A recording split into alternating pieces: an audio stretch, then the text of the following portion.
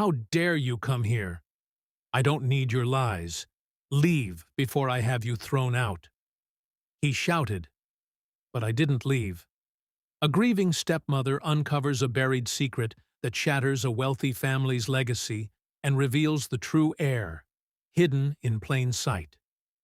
But before we start the video, let us know where you're watching this video, and if you like this story, don't forget to subscribe Story Storer, and please share your thoughts about this story in comment section. How dare you come here? Cale shouted, his face red with fury. The echo of his voice rang through the grand marble hallway. I barely had time to respond before his hand swung, sharp, sudden, and loud against the silence that followed. I stumbled back, more shocked than hurt. My cheek burned, but it was the betrayal that stung deeper. In my hand, trembling, was a worn, folded letter sealed with the wax insignia of his late father, Charles Everin. I was Isla Everin, his stepmother, the woman who had loved Charles for over a decade, cared for this estate, held Christmas dinners, smoothed arguments, and stood beside them both like family. But now Charles was dead, and Cale had stripped me of every illusion. "You need to read this," I said, my voice raw, eyes glinting with both fear and something stronger. "Resolve," Cale scoffed, stepping forward with a sneer. "I don't need your lies. I know what you are, Isla. Just a pretty complication Father couldn't shake. But he's gone now. And so are you." I didn't argue. Instead, I walked slowly to the ornate hall table between us and placed the letter there, the wax glinting under the chandelier like blood in moonlight. "You may hate me," I whispered, turning away, "but your father never did. And he left answers, whether you like them or not." I heard his breath hitch, a flicker of hesitation, but he said nothing. My heels clicked as I walked down the bay corridor, past oil paintings of Everin's long dead, heart pounding like a war drum. The silence in my wake wasn't empty. It was waiting. And in that stillness, I knew everything was about to change. 2 days earlier, Charles Everin died in his sleep. No warning, no final words, just silence. The doctors said it was a heart attack. Sudden, but not uncommon for his age. But I knew Charles.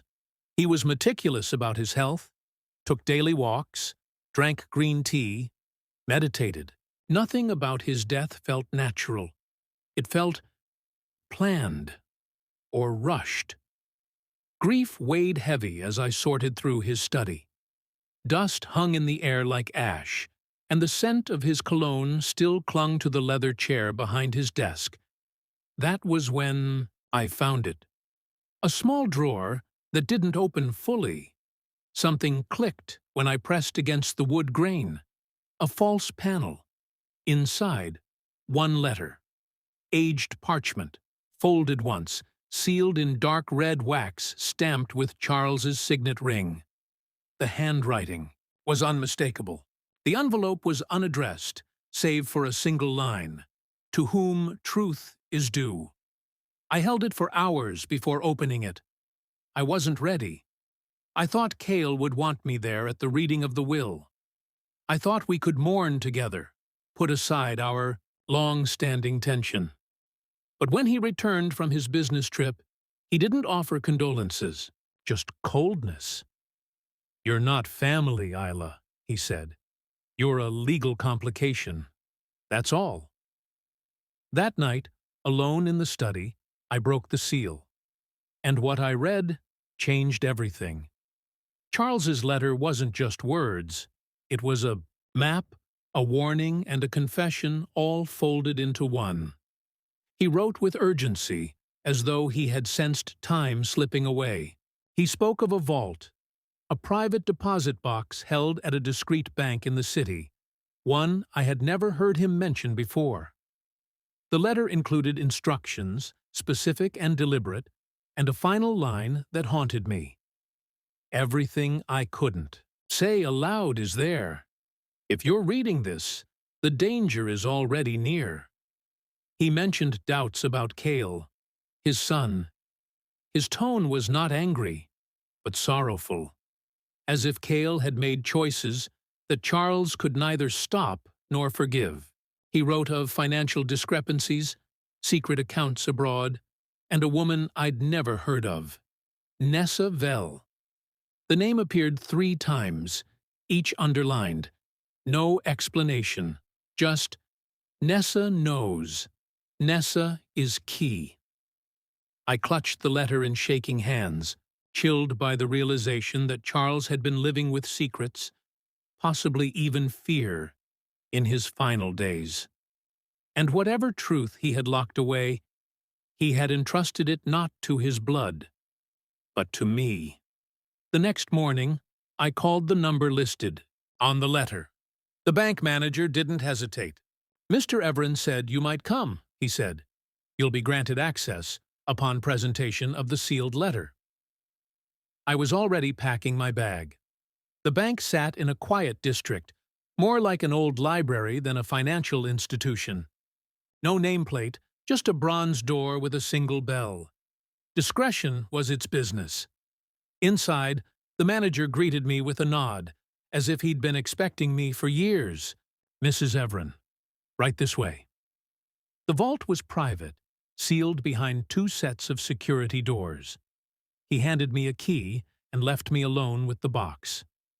Inside, a second letter, a USB drive, and a faded photograph. Charles in a hospital room, cradling a newborn. But it wasn't Cale. The woman beside him wasn't me, nor Charles's late wife. My heart stuttered. The USB played a video. Charles sat before a fireplace, thinner and visibly older than when I'd last seen him like this. "If you're watching this, Isla," he said, "then it means I didn't get to tell you the truth myself." He spoke of betrayal, Cale's specifically, offshore accounts, threats, manipulations, and of an alternate will, one even Charles's own lawyer didn't know about. "I made mistakes," he confessed. "But this is my way of setting things right." His last words echoed, "Protect yourself. Trust no one, not even the lawyer." I copied the USB twice. And then I went home, to war. Cale was waiting when I returned. He stood in the foyer, arms crossed, the air around him sharp with suspicion. "Where were you?" I smiled tightly. "Handling something your father left unfinished." For the first time since his return, Cale looked unsure. His bravado cracked just enough to show a flicker of doubt. He stepped closer, lowering his voice. "You're meddling in things you don't understand." "I understand more than you think," I replied. I wanted him to ask what I meant. He didn't. Instead, he stormed into Charles's office and called a lawyer. His lawyer. Doors slammed. That night, someone broke into the guest house I was staying in. Nothing was taken. No drawers opened. No items disturbed. Just muddy footprints on the floor and a torn page from an old Everin ledger placed on my pillow. A warning. I didn't sleep. I made a copy of the USB, hiding it in the lining of my handbag. The original I mailed to the only person I trusted with secrets, Finn. A longtime friend of mine and Charles's, he had once been a cybersecurity expert before retiring early to a quiet coastal town.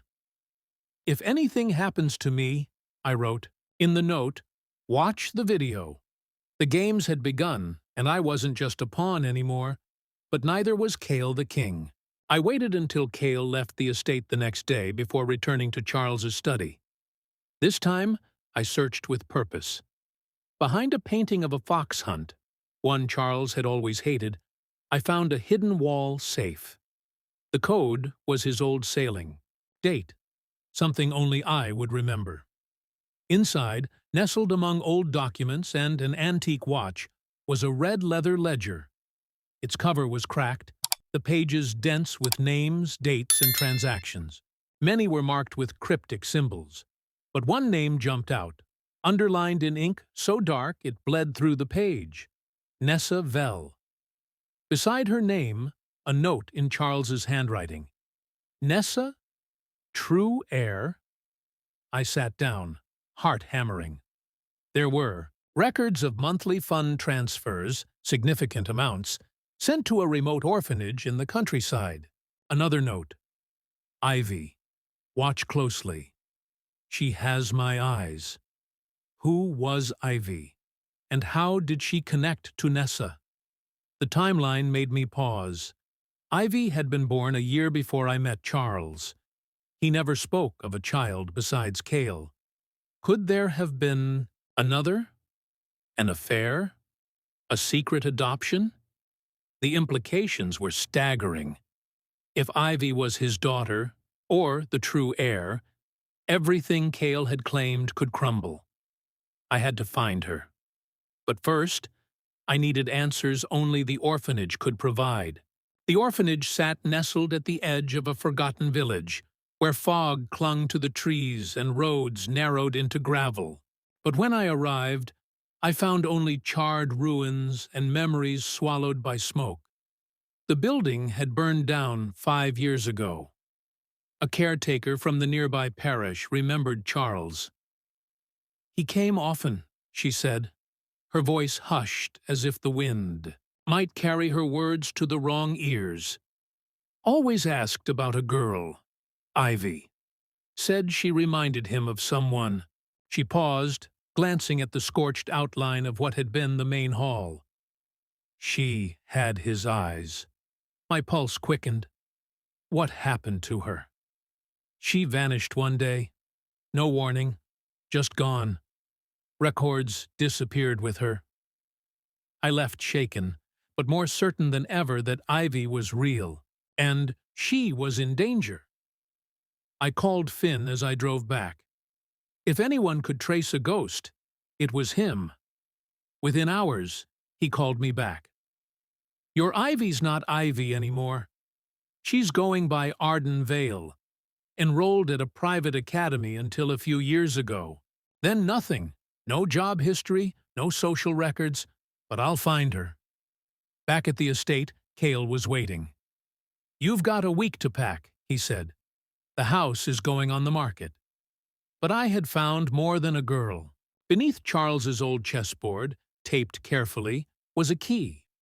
And I knew exactly where it belonged. The key fit perfectly into a small, nearly invisible lock on a door in the wine cellar. The handle felt cold and worn, as if it hadn't been touched in years. I hesitated for a moment before pushing it open. Inside was a cramped, soundproof room shrouded in dust and shadows. The air smelled of old paper and forgotten memories. Shelves lined one wall, cluttered with dusty boxes, yellowed journals, and reels of film stacked in uneven piles. At the ID center, a leather-bound journal caught my eye. The handwriting was unmistakably Charles's, precise but hurried. Flipping through, I found entries filled with worry. Suspicions of Cale forging documents, secret offshore accounts, and a man named Hugo Taylor described simply as the Fixer. One entry was chilling. If I disappear or die suddenly, this room will be the key. All evidence needed to expose the truth is here. Be careful who you trust. I found 2 reels labeled with dates from just weeks before Charles's death. Setting up the old projector, I watched a grainy video of Cale arguing heatedly with someone whose face was hidden in shadow. Another reel showed a young girl in the garden, her eyes unmistakably those of Charles. I was no longer just a stepmother or outsider. I was a guardian of a secret that could destroy everything. The game was far from over. Finn's call came just as I was piecing together the last fragments from the forgotten room. "I found her," he said quietly. "Arden Vale, real name Ivy. She's living in a coastal town 2 hours from here. I booked the earliest flight, nerves twisting inside me." Meeting Ivy was more than finding a lost heir. It was stepping into the unknown. When I arrived, she was cautious, eyes sharp but wary. The photo of Charles holding the baby in the hospital room was enough to make her hands tremble. "He was my father," she whispered. "I always knew. But he told me to stay hidden, to protect me from his son." Her story unfolded in fragments, memories of Cale's anger, threats she overheard as a child, and the reason she'd run away from the academy, cutting all ties. "We have proof now," I told her, showing the red ledger notes, the secret will. "It's time to come home." She hesitated. "If Cale finds me first, it's over." Together, we planned our return. Ivy's presence was the missing piece, the truth Cale had fought to bury. Back at the estate, the air was thick with tension. Cale was no longer just a brother or son. He was a threat. But with Ivy by my side, I felt ready for whatever storm was coming. Back at the estate, Ivy and I moved carefully. The house, once warm with memories, now felt like a battleground. Every shadow seemed to watch us.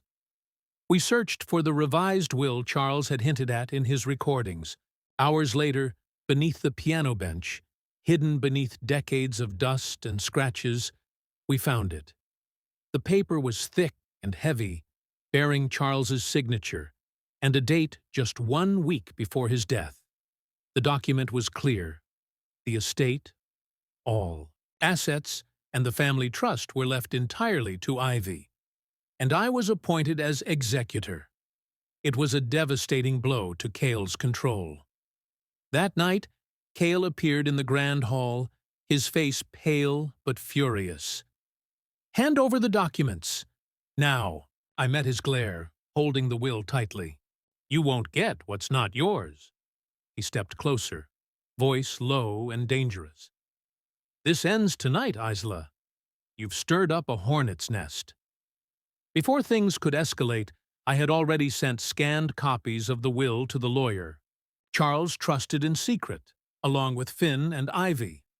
Within the hour, police arrived at the estate, prompted by Ivy's formal claim.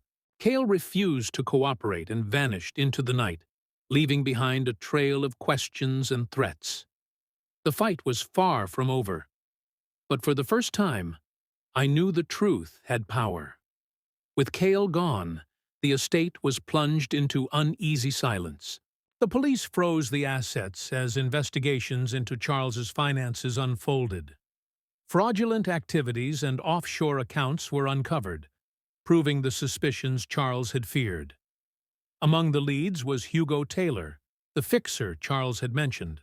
In his journal, authorities tracked him down at the airport, attempting to flee the country with a suitcase full of documents and cash.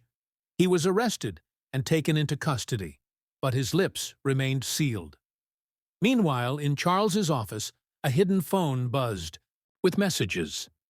Screenshots revealed Cale's final plans, mentions of a boat, a coded name, Bellatrix, and a desperate escape. The Coast Guard found the boat abandoned days later, floating near a remote cove. No sign of Cale, just a weathered duffel bag and a hastily scrawled note. "This isn't over." Ivy and I watched the news, hearts heavy but determined. Cale had disappeared into the shadows, but we had the truth on our side. The estate remained in limbo, but the walls no longer felt suffocating. Charles had prepared us for this moment. It was only a matter of time before Cale resurfaced, or was caught, and when that day came, we would be ready. A month had passed since Cale vanished. The estate was slowly coming back to life. Ivy and I stood together in the garden, where lavender bloomed beneath the soft sea breeze. She looked at me, eyes filled, with something I hadn't seen before: hope. "He always said you were the strongest person he knew," she said quietly. "Stronger than either of us." I smiled, feeling the weight of Charles's legacy settle around us. We had survived his secrets, Cale's betrayals, and the chaos left in their wake.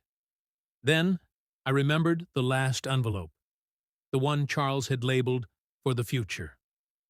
With Ivy by my side, I opened it. Inside was a single handwritten line: "Family is not made by blood, but by who protects it in the storm." Those words echoed louder than any will or ledger ever could. I turned to Ivy. Let's rebuild. Together, we would heal the fractures left behind, rewrite the story of the Everin name, and protect what truly mattered. Because in the end, family wasn't about blood or inheritance. It was about trust, courage, and standing strong when everything else was falling apart. The Bible past had been a storm, but now we were the calm, and this was just the beginning.